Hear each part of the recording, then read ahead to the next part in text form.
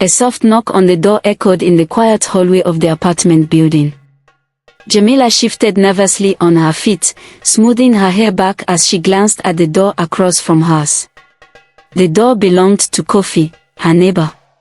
Kofi was different from anyone Jamila had ever met. He was kind, thoughtful, and, most importantly, silent. It had been 3 months since Jamila moved into the building, and from the very beginning, she noticed Kofi's quiet demeanor.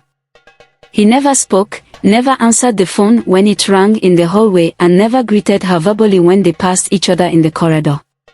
But Kofi always smiled, his lips curling gently, eyes lighting up in a way that made Jamila feel seen and understood. It didn't take long for her to realize Kofi was deaf. At first, she wasn't sure how to approach him. She wasn't familiar with sign language and feared she might offend him by trying to communicate poorly. So, for weeks they exchanged nothing more than smiles and brief nods. It was frustrating for her, the wall of silence between them, but it also intrigued her. There was a mystery about Kofi, a depth that spoke louder than words ever could. One evening, Jamila came home from work exhausted. She fumbled with her keys, her eyes barely focusing on the lock, when she noticed a small bouquet of daisies left by her door. Her breath caught, and she looked around. There was no note, no sign of who had left them. But somehow, she knew it was Kofi. She smiled, hugging the flowers to her chest, feeling a warmth blossom inside her. The next day, she left a small thank you note taped to Kofi's door. She wrote simple words, not wanting to overwhelm him. "Thank you for the flowers, they made my day brighter." When she returned that evening, her heart raced to see a reply taped to her door. "You're welcome, I'm glad you liked them, Kofi." Jamila smiled widely, staring at the note for a long time. It was the beginning of something unspoken but profoundly felt. From then on, they communicated through notes. Short messages written on pieces of paper and left taped to each other's doors became their silent conversations. It was strange but beautiful, a dance of words without voices. A few weeks passed and Jamila found herself thinking about Kofi more and more. She wondered about his world, what it must feel like to live in silence, to experience life without sound. She didn't pity him though. Kofi seemed comfortable in his silence, almost as if he thrived in it. Still, she wanted to know more. One evening, after a particularly long day, Jamila decided to push the boundaries of their quiet friendship. She knocked on his door a little nervously, and when Kofi opened it, his familiar smile greeted her. She held up a notebook in one hand and gestured to it. "Kofi, I have some fresh beans from a friend who runs a cafe." She scribbled quickly. Kofi's eyes lit up, and he nodded enthusiastically. He opened the door wider, inviting her inside. The apartment was simple but cozy, filled with soft light and warm colors. Jamila inhaled deeply, the scent of fresh coffee mingling with the faint smell of books and wood. Kofi pointed toward the kitchen, where an old-fashioned coffee grinder sat on the counter. As they made coffee together, their usual notes became part of the process. Kofi explained which beans were best, how to grind them to the perfect consistency, and Jamila tried to keep up, writing questions and comments in her notebook. It was slow, but it was special, something different from the rushed conversations she was used to in her daily life. When the coffee was ready, they sat at his small dining table, sipping in comfortable silence. Every once in a while, Kofi would gesture towards something, and Jamila would write down her thoughts. There was no pressure, no awkwardness, just an understanding that communication didn't always need to be spoken. As the evening drew to a close, Jamila couldn't help but feel a sense of connection that went beyond words. There was something unspoken between them, something fragile yet powerful. She didn't know what to call it yet, but she knew it was real.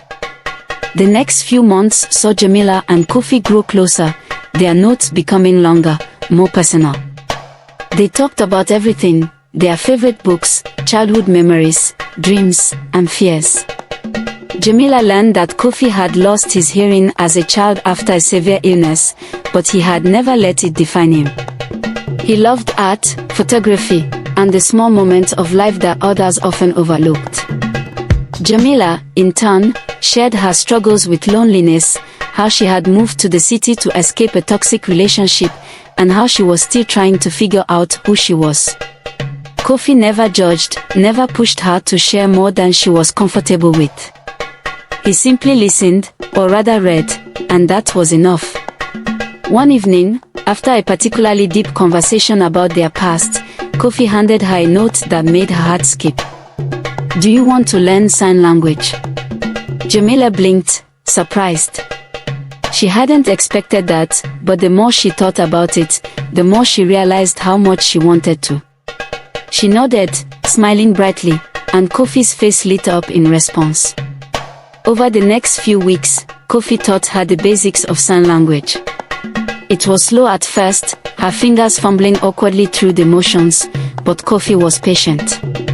He gently guided her hands, correcting her mistakes with a soft smile. Jamila found herself looking forward to their lessons, not just because she was learning a new skill, but because of the closeness it brought. It wasn't long before Jamila started to understand more than just the signs. She began to pick up on Kofi's subtle expressions, the way his eyes would widen slightly when he was excited, or the small crease in his brow when he was deep in thought. It was as if learning sign language opened up a new world, one where words weren't the only way to communicate. And then one night, everything changed. It was a chilly autumn evening, the air crisp and cool as Jamila and Kofi sat on the rooftop of their apartment building, a blanket draped over their legs.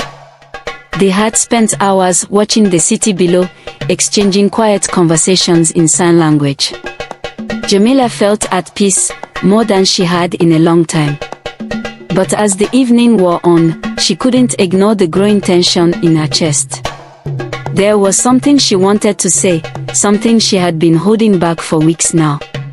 She turned to Kofi, her heart racing, and sighed clumsily, "I think I'm falling in love with you." Kofi stared at her, his eyes wide, his hands frozen mid-motion.